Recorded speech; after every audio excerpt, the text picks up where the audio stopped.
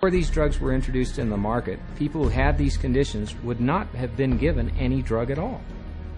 And so it is the branding of a disease, and it is the branding of a drug for the treatment of a disease that did not exist before the industry made the disease. Case in point, shyness, a common life situation, voted by psychiatrists into their diagnostic and statistical manual under the name social anxiety disorder. You know, people are nervous. Well, they come up with, say, social anxiety disorder. SAD, they'll call it SAD. And the connotation is that everybody ought to be happy, and that here's a drug that can make you happy. So that a common occurrence, which is every now and again everybody's sad, we ought to be treating with a drug. Well, then they'll get this PR firm to drum up business for this. They'll put out all these studies that find, you know, there's so many people afflicted with this SAD, you know, and they'll start putting it in magazines, they'll start putting it on TV, they'll start a patient advocacy group that say, you know, that we're all affected by this, and then they'll come out with Paxil works for this. So they go to the FDA and they said, well, we ran this study and this works for this new invented disorder, and that is SAD, social anxiety disorder, and millions of people suffer from it. And it's purely fictional. It's a normal human emotion that everybody experiences at certain times or another, but they make it into a disease. Paxil, once it got approved by the FDA as the first antidepressant to be used for social anxiety, it took off huge. And it just moved from number 3 in the market amongst its peer drugs to number 1 in the market. Social anxiety disorder is just one of many made-up psychiatric disorders fueling the boom in psychotropic drug prescription. Psychiatrists work to promote what the latest disease is going to be. These days, bipolar is getting that same type of promotion. Everybody's being educated about their bipolar illness, when in fact, we know having emotional ups and downs is distinctly human. Now bipolar is thrown around like water. You've got bipolar, I have bipolar. If I'm up today, I'm manic. If I go home tonight and I'm depressed because I'm tired, that shows I have bipolar disease. It's a lot of hokum. Have you ever worried with seeing all the increased media on it that you might have a mental disorder? Yes. And which one is that? I would say bipolar. You know, they talk about bipolar a lot. Bipolar. I've known a lot of bipolar. 2 friends from both of them were like diagnosed with bipolar. My neighbor, she was bipolar. I was diagnosed with bipolar. My mother had bipolar. He was actually bipolar. Schizophrenic bipolar. Bipolar and obsessive compulsive. Bipolar and ADHD. Bipolar disorder. Bipolar, yeah. Bipolar situation. Bipolar. Bipolar. Bipolar. Bipolar. Bipolar. There are 3 personality disorders, and then the most recent is bipolar. And that's just been in the past year. Spearheading the popularizing of bipolar disorder, especially in children, is psychiatrist Dr. Joseph Biederman, a paid speaker, advisor, and researcher for 25 different drug companies. In 1996, the drug companies funneled all this money to this Dr. Biederman. He's well known. He's the one that came up and said that there's bipolar disorder in little kids. This was unheard of. There was no bipolar disorder in any kids.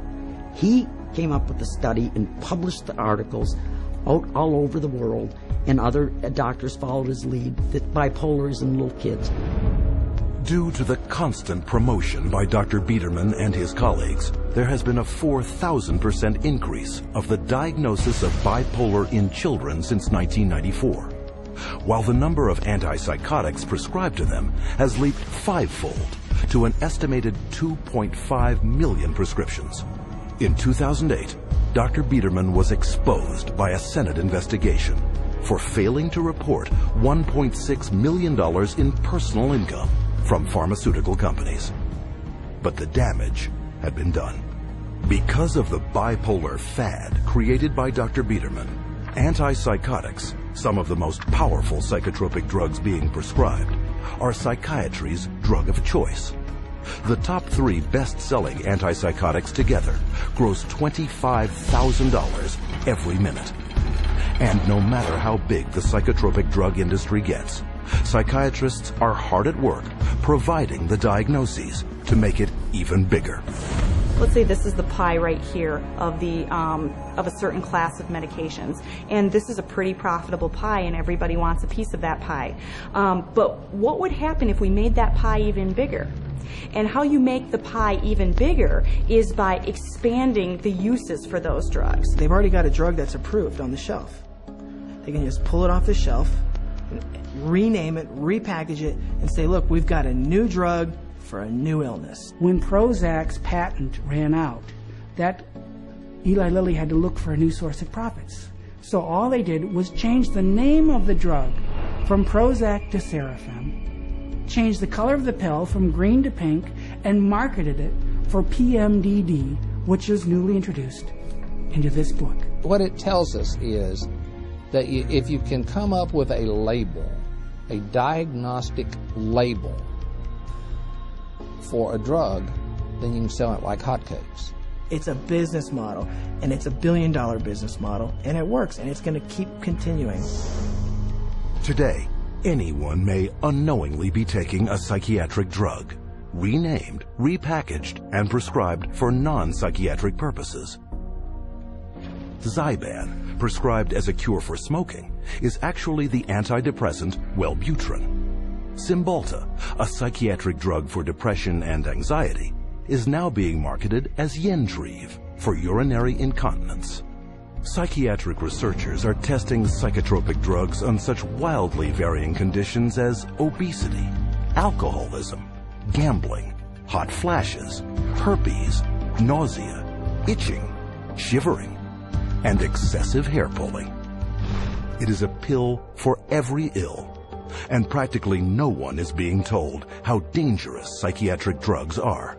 As a chemist, I'm making these drugs. They're proving deadly in our labs, and they're proving deadly in other labs.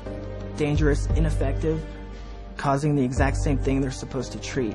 How are they selling them? For anyone who's given a label of a psychotic illness, drugs seem to be the automatic choice of treatments as night follows day. That's all psychiatry does. It's dominated by psychopharmacologists who do nothing but manage symptoms by dispensing pills. That's it.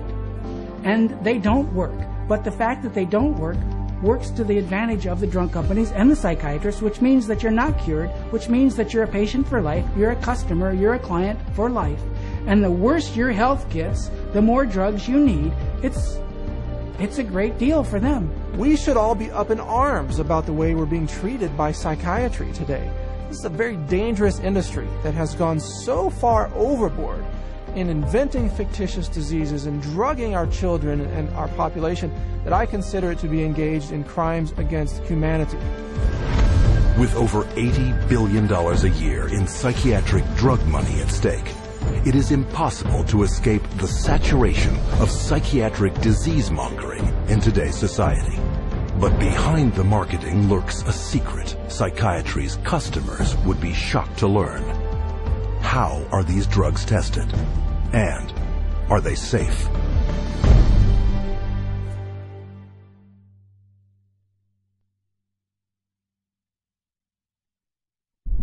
No one knows precisely how these psychiatric medications act. We don't know if I give you a medication if it is going to work or not. There's not a great deal of scientific support for using them. I myself, I try to pick a drug whose side effects might be useful. You have to choose what is the best option. We don't have sure methods. There are no rules. Everything it's an art, really. Often it's trial and error. It's kind of a trial and error. It's trial and error. Some degree of trial and error, I guess. A blind man's bluff or something like that. You never know if it's the right drug. It's a much more complex subject. There's always going to be huge surprises, and that's what makes it so difficult. The best psychiatrists in the world will mess up all the time.